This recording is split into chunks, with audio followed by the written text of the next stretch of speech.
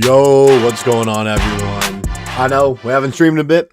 You haven't seen a video from me in a little bit as well, but we here, we live. It's not Saturday night, so it wouldn't be Saturday Night Live. Let me adjust this a little bit, make it a little bit brighter. But I would we haven't done anything in a minute. We haven't streamed in a bit. The finals are coming up. We pumped for that, but I just want to go ahead and talk about, a little preview, some stuff to mention here, kind of forward to, my predictions personally, players I think that are going to stand out. Also, we can look at some betting lines now that I can legally do that. We can look at some betting lines, all right, on different apps if you guys want. I'll give you some predictions. There's one app that I really want to look at though, because I would love to get sponsored by them. So we're really going to focus heavy on them. But anyways, we're going to go ahead and take a look at that. Scott, what's up, man? What's up? First thing foremost, okay, you might be wondering, Bryson, how many games do you have the Thunder winning in? All right, I have the Thunder winning in 5. Now, that's not to say I think Indiana's just going to get blown out, swept the entire time. I just think that means that, I just think the Thunder have the edge.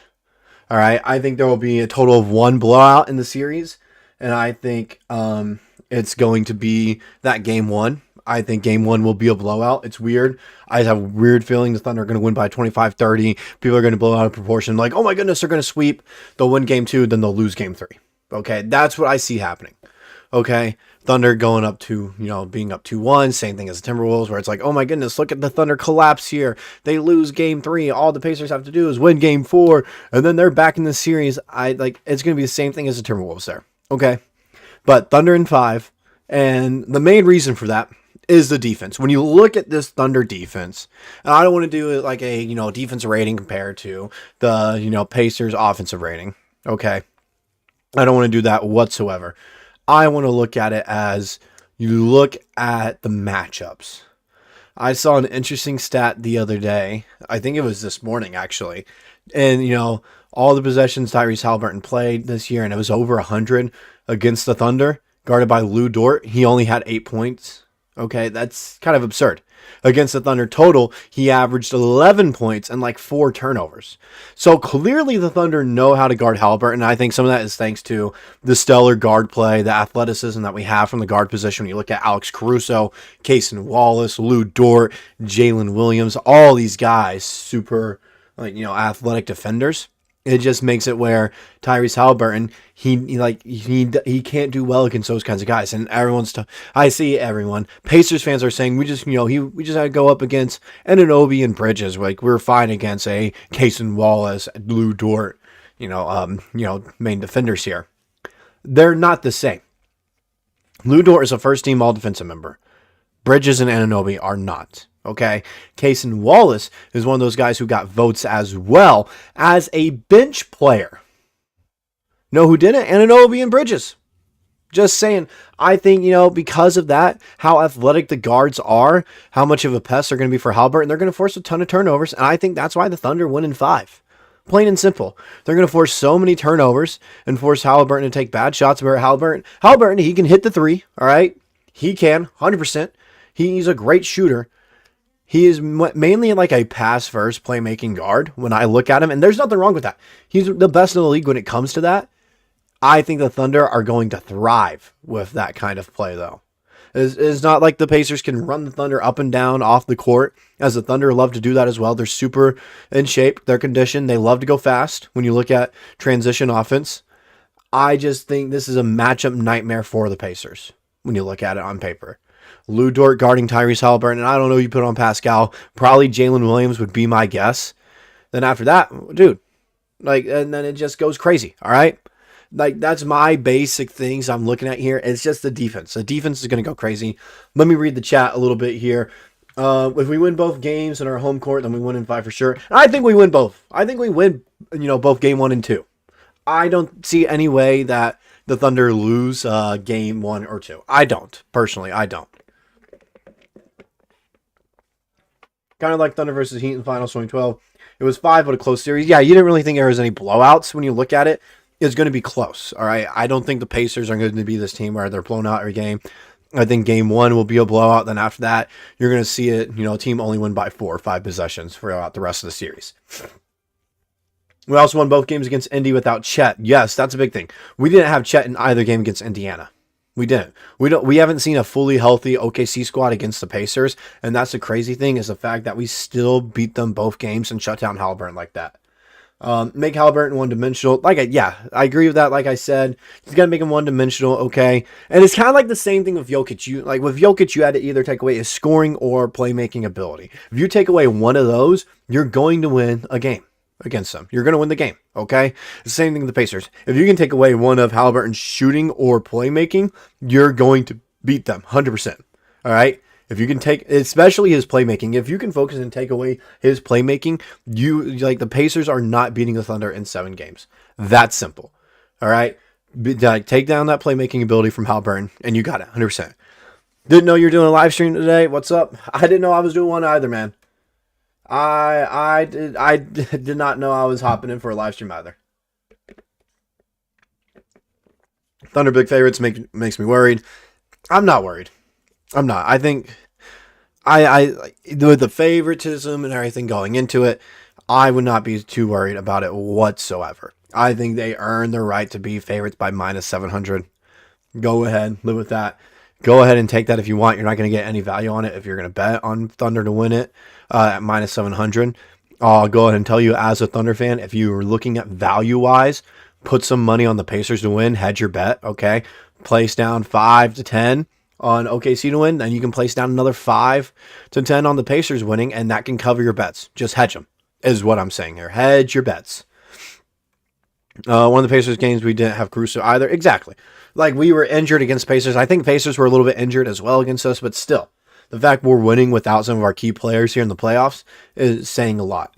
How am I doing, Bryce? I'm doing fine. Doing fine. Storms were coming through. It's crazy in Oklahoma today. It was kind of wild. We're sweeping them or general sweeping. What? Sweeping us? No, they won't do that, but we'll gentlemen sweep them. You mean gentlemen sweeping them, yeah. I'll win $8, something like that, yeah. I'll be worried if they were not mid, pack in a weak East. I don't think they're mid. They made the finals for a reason, all right? They're not mid, being honest. They are not mid by any reasons. But I will say it is a weak East.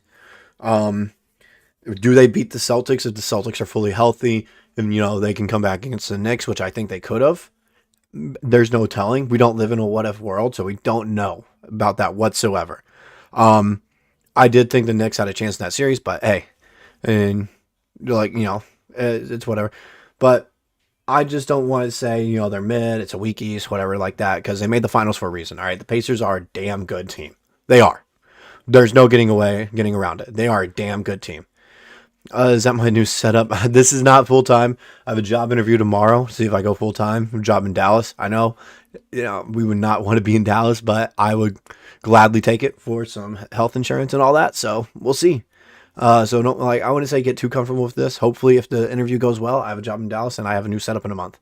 I think our finals where the Denver series facing Jokic really made us better. Yeah, I think that really aged us in experience-wise. And when we won that series, I knew we were fit to make the finals and even win it because whoever won that Denver OKC series was going on to win the finals, in my opinion.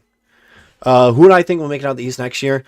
I don't really like, I'm going to be honest, I don't like answering that question because we don't know what the teams are going to look like. Cat could be on the trade market now. Now with Tom Thibodeau being fired from the Knicks, which is kind of crazy to think about 2 days after you bring him to the Eastern Conference Finals to a Game 6. Kind of crazy. It's just, and then with Tatum being injured pretty much the entire season, no telling what the Celtics do when they come to managing, the cap. Pacers, if they can come back and win, what the Bucks are going to do, Heat, what they are going to do. There's just a bunch of teams in there, along with the Cavs, getting bounced in the second round, having the second best record in the NBA as a 1 seed. Like that, you have to do something there. So I don't really know. I have no clue. I'll be honest. I just don't. And it, like I said, it's it's just a hard question for me to answer because I don't know what any of the East teams will look like. Magic would be my sleeper favorite though. I really like the Magic this year. If they didn't have all these injuries, they were almost as injured as the Thunder. If they didn't have all these injuries, I had them making the Eastern Conference Finals and maybe even making the finals. Do not sleep on the Magic next year. Uh, we both won 29 games in the East. They lost 22 in the East. Yeah. Absolutely, Scott. That series made us better and gave us confidence. I don't live in Boston anymore. I graduated college, so I'm back home now. All right, trying to get a job. If we didn't have Caruso, then I really don't think. Yeah, Caruso has been the difference maker, and I don't want to say it was oh my goodness, we had to get rid of Josh. Because I do wish there was a way Josh Giddey could have been with this playoff run, because I still think he has a lot of potential in the NBA. So that sucks, but I will say trading him for Caruso has been the game-changing move. It has, all right? It has been the game-changing move for the Thunder. KD and Giannis will have a big impact. Yeah, we don't know where any of those guys could go. KD with being on the trade market and the Suns wanting a center. Do you do a straight up swap of KD and Cat, maybe throw in a pick or two somewhere, try to make sure money works, all that? I'm not sure, salary cap wise. Do you do that? Giannis, where's he going? It's sounding like Brooklyn Nets or Toronto Raptors right now. There's no telling. All right. And like I said, who do you think will get Giannis? I really don't know. Like I said, the two favorites we know for sure are the Raptors and the Nets. Those are the two favorites out there. The Thunder have a path to get anyone they want in the league, thanks to Hartenstein's contract, along with Dort, and then all these draft picks that we have, amassed over the years. I just don't see any way the Thunder make a trade for a big name guy. I don't. If they do, it's for someone smaller, for a smaller role, like a role player, or even, okay, we need a sharp shooter here. I know we all hate it, and you guys don't like me, saying it all the time. I do think Cam Johnson would be a great fit. And everyone mentions that, like, oh my goodness, what do you do about the team chemistry? I know that plays an important part. Jalen Williams talked about, Miles Turner talked about it as well. I understand it plays a huge part. However, I think Cameron Johnson, emotionally, mentally, and physically fits in well with this Thunder squad. Yeah. Magic need offensive production. That's the thing. They have it. And, Franz Wagner and Paulo Banchero, they have the offensive production there. It just sucks they were injured for pretty much the entire season, so they couldn't really get anything going for them. That's the problem. Once they're healthy, they have the chance to make a move or two this offseason as well. I would, do not be surprised if they find themselves into a top seed in the East next year and make the conference finals. Bye Boston. Hope you're saying okay. See, I would I want to go back to Boston. I do. But I'm really hoping I get this Dallas job. Giddey can't defend on a high rate, which sucks. Yeah, that sucked. That did suck. Thunder could be better next year. Yeah, that's the crazy thing about this. And going into this finals, how the team is built, everything with it right here, they don't have to go get anyone this offseason. And they're still going to get better. Because all these guys are going to age, are going to get better in the offseason, okay? This is not like age is a bad thing for us, okay? The age that we have is a good thing. Shai's 26, Dub's 24, Chet's 22, 23, something like that. Do we have, and so I saw Scott mention it. Nikola Topic coming in, all right? Aaron Wiggins, Isaiah Joe, Lou Dort, Isaiah Hartenstein's young as well. The only guy that could regress with age would be Caruso. Even then, I don't see that happening. I think he stays right where he's at. We have another year or two before he starts to really regress. My one question I have is who will Chet guard? I would think he guards Siakam. He could actually guard Siakam pretty well. I think we have him roam. I think we have him roam. I put Dub on Siakam. So, what drink? Oh, a shake from Brahms. Sponsor? Who would be the picks for this year? And I'm excited for Topic.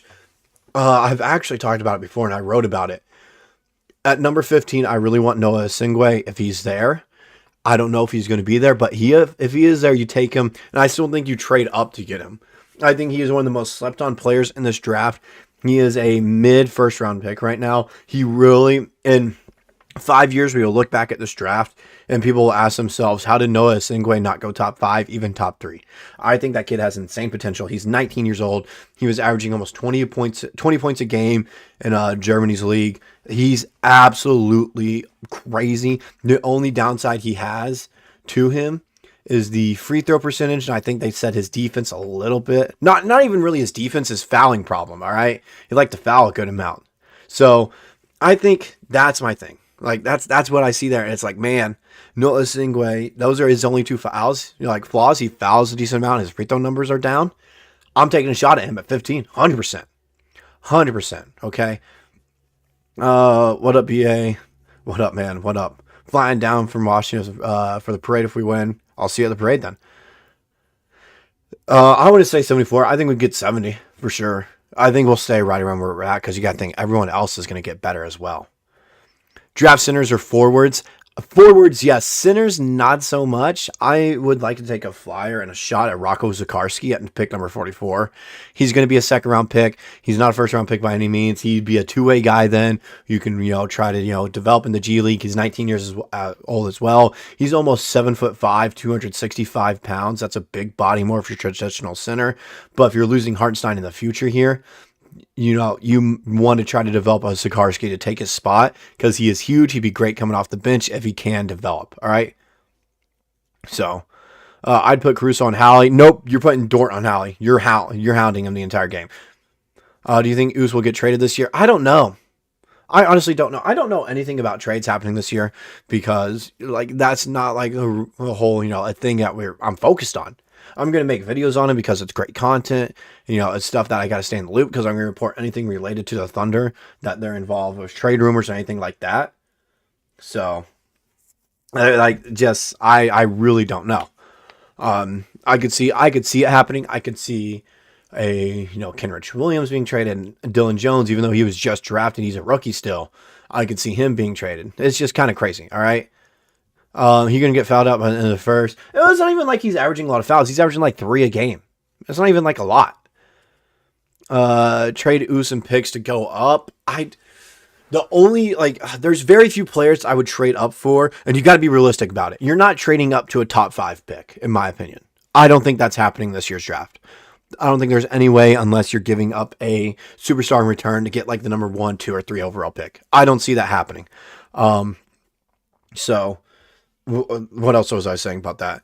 Only times I would see like trading up would be if you're worried your guy's going to go at the next pick. You want to trade up right before that pick and get there. And some of those ranges, like I keep talking about Singway because I really like him. I think he's a perfect fit in OKC. He's 6'8", 6'9", super young, 19 years old, has a long wingspan, plays some good defense. He's super athletic. All right. He's a, shot creator. He's a great playmaker as well. He can do everything pretty much. I think he fit in very well with OKC. Problem is you got to make that roster spot for him. You also got to worry about someone taking him before you at 15. Then, that'd be the only guy I really want to trade up for. He's a great locker room guy. Yes, I get that. His value would be up, though, after winning a championship, being a key part in that third round. So, and I know we don't want him to be gone because he's a glue guy, locker room guy. But being honest, I feel like the best glue guy, locker room guy is Jay Will. I think that's what it is. Yeah, I get what you're saying, Scott. I do. Don't say that about the players, all right? He has potential. I watched him in the G League when he's playing there, when he actually gets time and is able to show off his skill set because he doesn't really get time at the, NBA level. He has shown what at the G League level what he can be. If a team can, get him where he can get substantial rotation minutes, especially on a rebuilding team, it'd be kind of crazy to see his development. Steph Curry to be off the bench shooter? No. I don't even know if he's in the league still. I don't think he'd play either. Which player in the NBA does Cason Wallace remind you of? Cason Wallace. But anyways, you've been at this for a little bit now. Been at this for a few minutes, almost 20? Yeah, 20 minutes or so. Okay. It'd be nice to keep everyone, but not possible, except 3 core guys. Yeah. I want to talk betting lines, guys. All right. I want to talk some betting lines. Now that I can legally do that, kind of give you my opinions on some things you could fade, or follow here. I'm going to start on underdog. Okay. And in a lot of these lines, correlate. Okay. Does stock go up? What do you mean stock?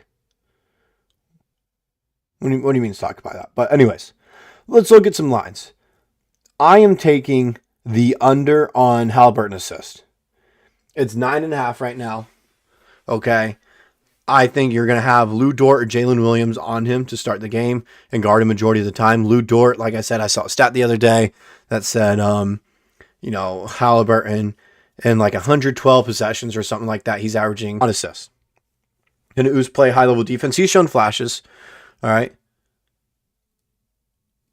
He's shown stuff. You mean you like trade value for stock? Yes, if they win a championship, all those players will have increased trade value.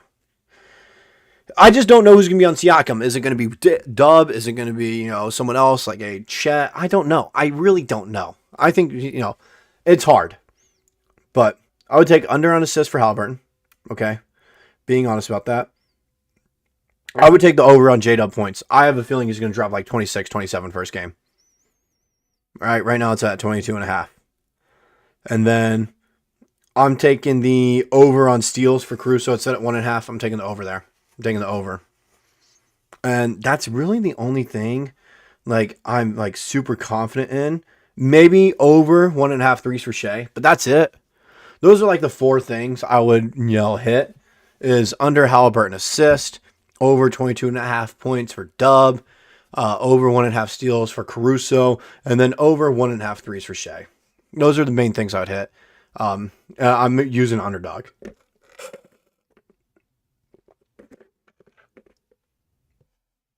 What happened to my audio?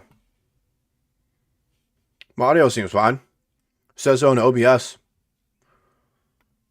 What's wrong with my mic? What's wrong with it?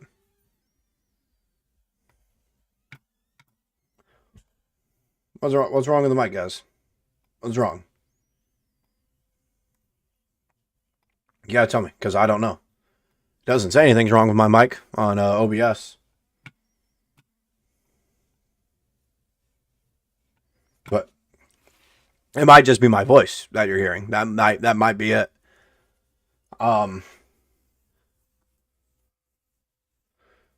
Oh yeah, that might just be my Wi-Fi, honestly. That might be it. Anyways, we have best front office in NBA. Yeah, we have the best front office in the NBA, no doubt. But like I said, I just want to come on for a quick finals preview, what I'm kind of seeing. Okay, I don't expect Shai scoring a ton. I expect him only getting 25 game one because I think it's a blowout.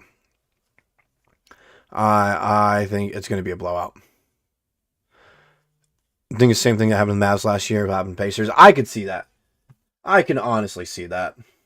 Yeah, that makes sense. I can see that. But it's really all I got. Like I said, I don't expect Shai to score a ton. I expect J-Dub to end up being the leading scorer on the game with 27. I think he's going to have a huge night. And then, the defense is going to be crazy. I don't see Pacers scoring over 100. I don't see them. I think they're going to win in 5. I don't want them to win in 6 because I want them to win at home court, and I don't want them winning in 7 because that's too stressful. They're going to win in 5. I am very confident in that. It's going to be Thunder in 5. I'm very confident. No matter what, I have the Thunder winning a series. But anyways, that's all I got, guys. Just quick little finals preview. This originally was going to be a video, but I realized, man, everything that I want to say, I can't say in a video, okay? And also, when you think about it, there's only one person to thank for this year's finals matchup, and that is Paul George. If the Pacers didn't trade Paul George to the Thunder, they would have never got Tyrese Halliburton and all these pieces around them. And if the Thunder didn't trade Paul George to the Los Angeles Clippers, they would have gotten Shai, Dub, and a bunch of these other pieces and got to the point where they're at. So, thank you, Paul George, I guess. Thank you. But that's all I got. Okay. I'm going to hop off here. Get ready for bed. I'm tired. I'm worn out, guys. Okay. Love you. Appreciate each and every single one of you guys out here. All right. As always, if you ever need someone to talk to, please don't hesitate to reach out to me. All right. I'm always down to talk with you guys. Okay. Mental health is very important to me. So I always want to make sure you guys are doing good. That's all I got. I'll see you guys next stream. Peace.